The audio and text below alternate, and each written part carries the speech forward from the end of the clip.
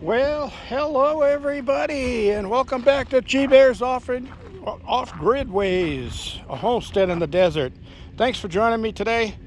I already started the drag here, but I did this part of the video at once already, and the phone overheated on the way down the road because I didn't have the air conditioning on long enough. So I've got it on now. Anyway, this is how I hook it up to the van. The chains go into the hooks where the runaway chains for a trailer would go, and I've got it hooked into the front of the rack here. Remember, I told you this rack used to be a treadmill, a big treadmill, and it's pretty heavy. So anyway, the new cutters are working just fine. As you can see, I did the turnaround here. I'm actually on my other part of the property across the road, as you'll see here as I head back to the van. And you can see where I just came in with the drag sled, and you can see it going all the way down my driveway on that left side. So it looks like I'll be making about 2 passes on each side and then 1 down the middle, and I'll be in good shape. So I'm going to get back to it without further ado. All right, so I have this in my chest strap, and I'm going to throw that up here on the dashboard and see if I can. Yeah, that looks good. You can see the edge of the hood of the van, and close the door, get some air conditioning going in here, and I run this in first gear, no faster than 4 miles per hour when I'm doing this grading. That's how I wore the cutters out on the unit before. I was helping out a neighbor, and I ground down about 6 miles of road and made 4 passes. And then on the way home, I was too tired to unload the road grader, so I just dragged it home. And that was another 1.5 miles so down the road that's almost all caliche, and that's what did all the wear out. So this, on the way back, I'm going on the opposite side of the road, and then the next time back down this way, I'll be going right down the center of the road. And what's in the road there? Oh, it looks like one of the dog's chew toys. So you see the washouts here full of black sand, and as I mentioned during one of my prospecting videos, you won't always find gold where you see black sand, but you'll always see black sand where you find gold. It's a good old thing to remember. I was once asked, where do you find gold? And I said, you find gold where you find it. Gold can be anywhere. People say, well, there's no gold in this area. Well, that's because you've never looked. But, there's gold almost everywhere on Earth, because back in the days when the Earth was a giant molten ball of lava, or magma, or whatever you want to call it. So I got some deep ruts here, so I'm going to run over these. Back in the old days, that's the way it was. I got to go back up the outer road here because I got a hose running across the driveway in front of the cabin, because today is Sunday and Sunday is laundry day. I did a load of laundry this morning, and I don't want to put it on the line till I'm done dragging the road so I don't get dust all over it. You can see the cut that I did on the way down just to the left on the road, and it looks pretty good here.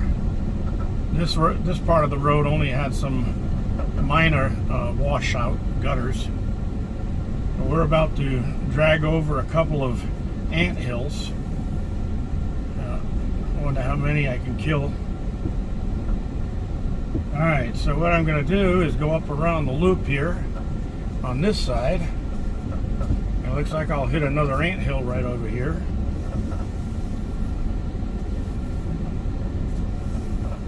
And there's a bunch of the black ant tunnelings here, the little powdery mounds that they leave behind when they tunnel.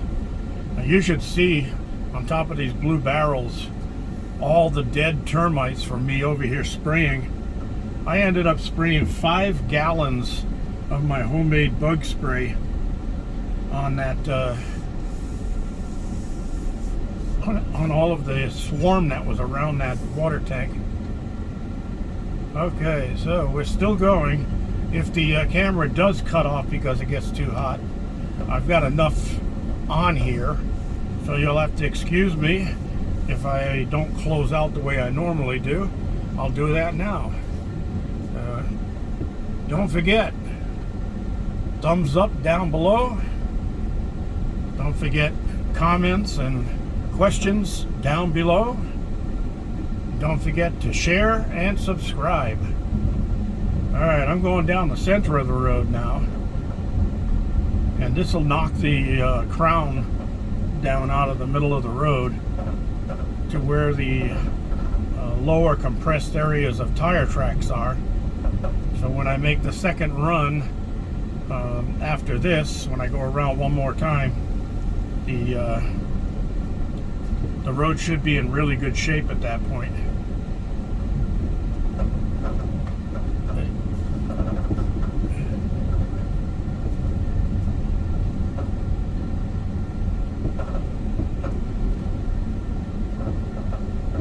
So what do you think, everybody? Pretty cool, huh?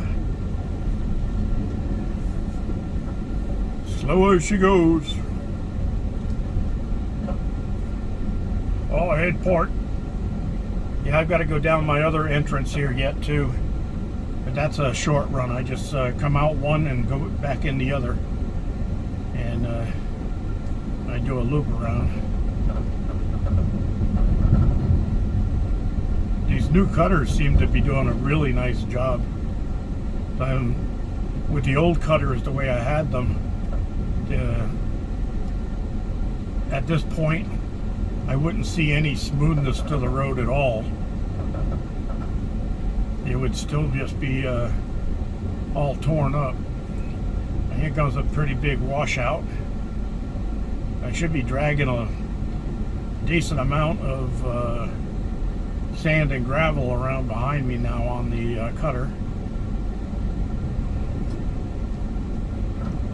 I got a vehicle coming up the main road. It looks like a black pickup truck or something.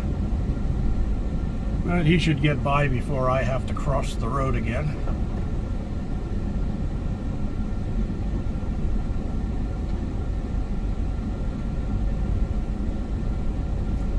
Yeah, I'm going to make one more total loop out here after this, because what I'm going to do is on the way back this time, I'll go on what we're looking at, the right side. It'll be the left side on my way back, and I'll do a reverse cut on the areas that I already did. So let's see, nobody on the road. Are you going to cut across?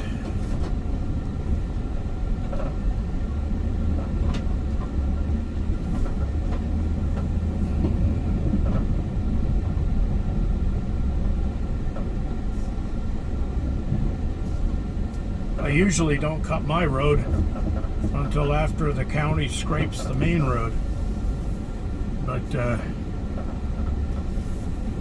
doesn't look like they're going to be here anytime soon, so I'll at least have my road straightened up, because I might be getting a visit from Tony and Leanne from doing redneck things off grid here coming up this week, and it would be nice if they had at least my driveway as a smooth cut for them to get in. Okay, so I'm going to go right down the center here,